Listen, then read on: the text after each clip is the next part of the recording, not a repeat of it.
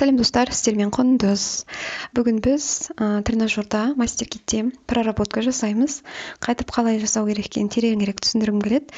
И бүгінгі біздің таңдауымыз образ тренажерына келіп түседі. Себебі көп адамдар образды көрмейміз деген сұрақтармен, қалай көремін деген сұрақтармен хабарласады. Сол үшін тыңдаңыздар.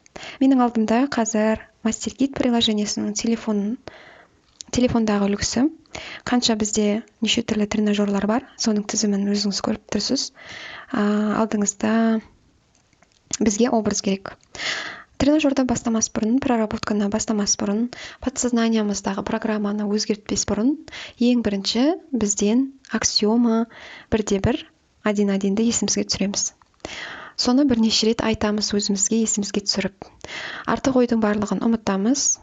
Шай қайнап жатыр, қазір 10 минуттан кейін есікті ашу керек, өтегімді бүйту керек, ана бала не істеп жатыр екен деген ойдың барлығын жібереміз, тынышталамыз, өзіміз қаламыз бөлмеде, ешкім мазаламайтындай қылып. Содан кейін аксиоманы айтамыз. Менің өмірімде болып жатқан барлық жағдайдың барлығы, жағдай болсын, адамдар болсын, кім қалай тартылып жатыр, соның барлығы менің подсознаниямдағы программаның қалай жазылды, соған байланысты. Егер де маған менің әкем ұнамаса, болмаса менің ақшамның аздығы бұл өмірімде неге аз, менде неге ақша жоқ деген сұрақтар мазалайтын болса, онда менің подсознаниямда ақша жоқ, ақша аз, менің әкем жаман деген подсознанияның программалары жазулы тұр деген сөз. Сондықтан образға кіреміз де соны өзгертеміз. Алдыңызда көріп отырғандай подсознательный образ. Для того, чтобы изменить подсознательный образ, напишите в окне, что вы хотите изменить деп жазылып тұр. Мысал ретінде сізге жазып қойған. Менің ақшам, мой мужчина, моя женщина, мое тело, мой бизнес деп жаза беруіңізге болады. Смотря нені жазғыңыз келеді, нені өзгерткіңіз келеді, не именно сіздің өміріңізде көңіліңізден шықпай жатыр. Егер де сіз менің әкем оңбаған адам дейтін болсаңыз, или осы кісі көңілімнен шықпайды дейтін болсаңыз, қайтып өмір сүріп жүргені маған ұнамайды дейтін болсаңыз, онда әкеңіз қатысы жоқ, сіз подсознанияңызда тура сол кісіні сөйтіп қылып, қасқа қылып көріп тұрсыз. Сол үшін біз мой отец деп жаздық, менің әкем деп. Енді бұл жерде қандай шаруа? Сізден не істеу керек? Сізден что вы при этом видите, просто описывайте детали образа. Сізден қандай образ көріп тұрсыз? Менің әкем дегенде не көріп тұрсыз деген сұрақ қойып тұр бұл жерде. Сіздің шаруаңыз енді образды көру. Көп адамдар осы жерде қиналады. Мен образды көрмеймін дейді, көзімді жұмсамда қара түнек, ештеңе көрінбейді. Көп адамдар бізде көзін жұмғаннан кейін мультфильм көргісі келеді, кино көргісі келеді. Желательно, чтобы цветной болу үшін еще ішіндегі образда көріп жатқан жағдайлардың барлығының дыбысы болса, тіптен жақсы, иә. Сөйлеп подсознанияңыз түсіндіріп беретін болса, ол қандай рахат болар еді. Бірақ біздің подсознаниямыз олай істемейтін болғасын, басқа да варианттар бар. Қалай көреміз образды? Давайте соны шешейік. Бірінші вариант образды қалай көремін дейтін болсаңыз, давайте мен сіздерге әңгіме айтайын. Мен тауға бір күні шықтым, тауда қыдырып жүрдім, тау өте әдемі болды, биік болды. Содан кейін мен деген үлкен тас тауып алдым, әдемі, бағалы болып шықты. Одан күн батты, содан ай шықты, айдың жарығында қыдырдым деген әңгімені мен бастап айтсам, кім мені білетін болса, көрген болса, елестейді, уже мені көреді, қай тауда не істеп жүргенімді, қандай тас тапқанымды. Егер де мені білмейтін адамдар болса, онда тау мен тасты точно көреді. Болмаса сіз сол не көрдіңіз, сол образ деген сөз. Да? Ол бір. Екінші, сіз кітап бір нәрсе оқитын болсаңыз, оқып жатқан, суреттеліп жатқан жерлерді, геройын кітаптың уже көріп отырасыз. Әр адам өзінше көреді картинкасын. Ол тағы да образ. Үшінші образды қалай көруге болады? Ол қандай сезімдер көтеріледі? Ол да образға жатады. Менің әкем деп жазып қойдым. Менің әкем деген кезде мен не сезінем іштей? Іштей өкініш, көңіл қалу сезінем ба? Әлде көңілім түсе ма? Полностью. Болмаса денем тітіркене ма? Может, қорқам шығар әкемнен. Әлде мен өкпе сезінем ба? Өкпелеп. Болмаса көңілім толмай ата ма? ол да образға жатады. Тура сөйтіп жазасыз. Осындай сезімдер сезем осы кісіге байланысты. Ол да болмайтын болса, ештеңе сезбеймін, ештеңе көрмеймін дейтін болсаңыз, онда сізде денеңізде қандай физический не болады, белгілер? Басыңыз шаншып ауыра ма? Тамағыңызда комок болып тамағыңыз қысыла ма? Қолыңыз ұйый ма? Аяғыңыз шаншый ма? Ішіңіз ауыра ма? Жүрегіңіз қысыла ма? Ол да образға жатады. Ең соңғысы тура мына жерде жазылып тұрғандай: вот мой отец, что вы при этом видите? Просто описывайте детали образа деп жазылып тұр. Енді қараңыз, егер де мен еш нәрсе көрмеймін деп қоймайтын болсаңыз, онда қиналмай-ақ қойыңыз, көзіңізді жұмып. Онда просто әкеңізге қарайсыз өмірде. Қандай адам? Соны суреттей бастайсыз. Менің әкем осындай. Ол бар ғой, мындай ғой, ол бар ғой, сондай ғой десе, сізді ешкім тоқтата алмайды. Солай емес па? Тура сөйтіп жазасыз. Сезінем, осындай адам негізі, осындай жеріне жыным келеді, осындай бір нәрсе деп суреттеп бастасаңыз, это и есть образ ваш. Қалай көріп тұрсыз? Тура сөйтіп сіздің подсознанияңыз сол кісіні қабылдап тұр деген сөз. Мысал ретінде алдыңызда қараңыз. Мен бүйтіп жаздым: я вижу мужчину, который не реализовался в жизни.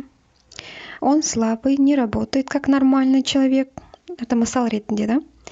При этом еще грубит маме, за собой не следит, он похож на танк, застрявший в болоте. Көрдіңіз ба? Мен уже суреттеп, не сезінетінді, сол кісіге байланысты ойларымды жазып бастаған кезде уже образдар шығып бастап жатыр. Мен оны уже бір нәрсеге ұқсатып қарап жатырмын. Я батпақта тұрған танк, көмек көрсетсең, көмекті қабылдағысы келмейді, ештеңені естімейді, слушать не хочет. И в связи с этим я чувствую боль в горле, дышать трудно.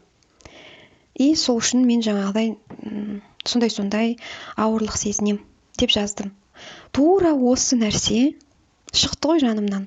Осы нәрсе менің подсознаниямда, жанымда жазулы тұр деген сөз.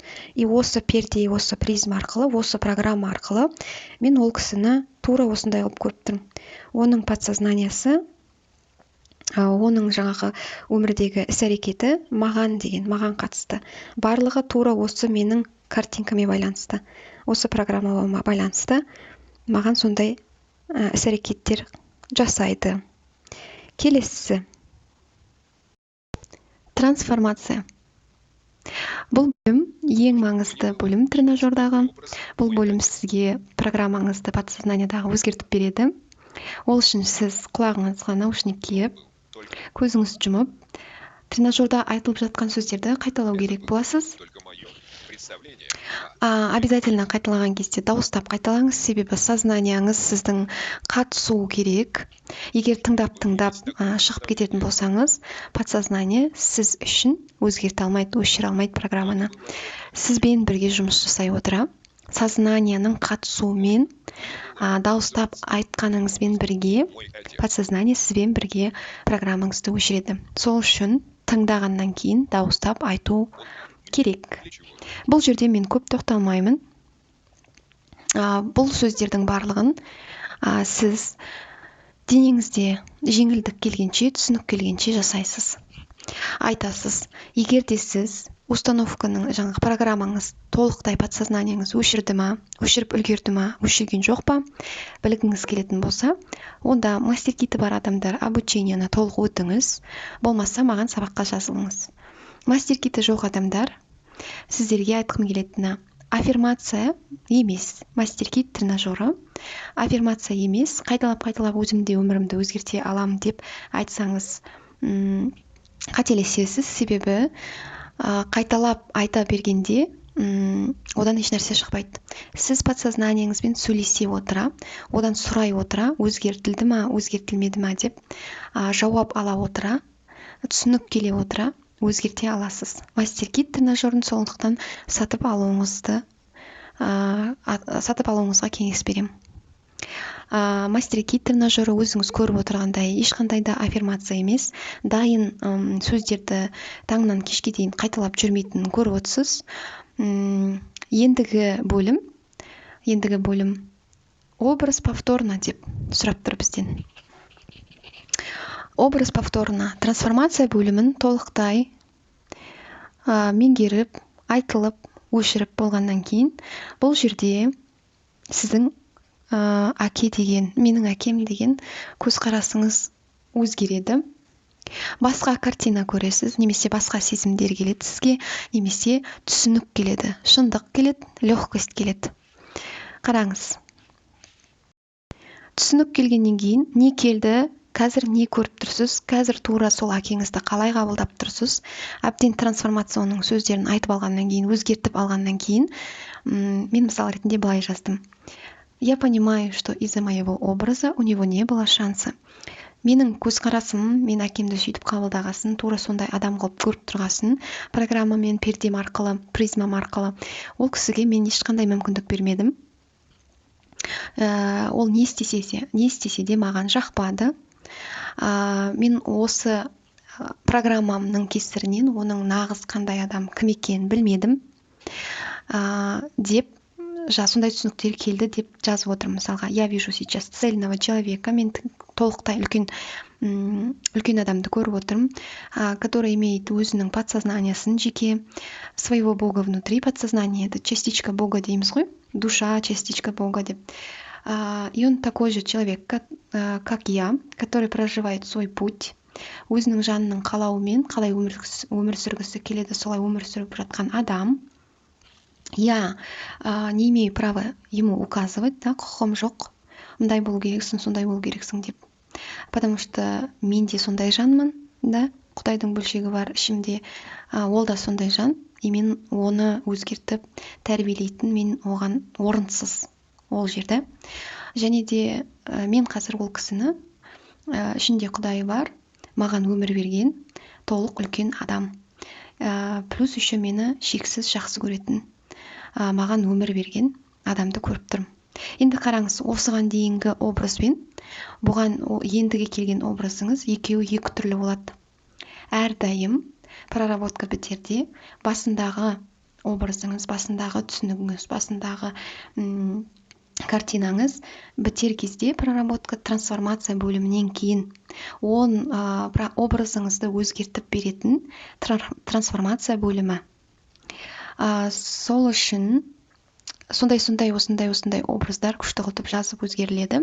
И сізде жеңілдік болады, шындық келеді көз алдыңызға, басқаша қарай бастайсыз, әкеңізді басқаша қабылдайсыз, сезіміңіз басқаша болады. Появилось чувство эйфории деген кнопканы басасыз. И бұл жерде сізге айтады, бүгіндікке ешқандай ауыр кітаптар, ауыр фильмдер көрмеңіз, ешкіммен конфликтовать етіп спорласпаңыз, подсознанияңызды проработкадан кейін қатты загружать етпеңіз. Тағы да проработкалер көбірек жасамай қойыңыз деп айтады. Содан кейін сізде оцените проработку деген шығады. Көңіліңіз толық болса бағалайсыз, отношенияны таңдайсыз, себебі қарым-қатынас әкеңізбен істедіңіз. Сосын проработканы бітіресіз. Құттықтаймын. Басқа да образдарды, подсознанияңыздағы басқа да ұғымдарды бөлек-бөлек перепрограммировать етіп, басқаша көңіл, көзқарас, картина, ассоциацияңа бәрін өзгертіп отырсаңыз, сіздің өміріңіз өзгереді. Назарларыңызға рахмет, достар. Сұрақтарыңыз болса жазыңыздар, лайк басыңыз, қосылыңыз, сабаққа жазылыңыз. Егер де подсознаниямен тікелей сөйлескім келеді, білгім келеді, установкам кетті ма, программам кетті ма, кетпеді ма, өзгерді ма, өзгермеді ма дейтін болсаңыз хабарласыңыздар. Мастер-киті жоқ адамдарға мастер-китті алыңыз деген кеңес беремін. Сау саламатта кездесейік.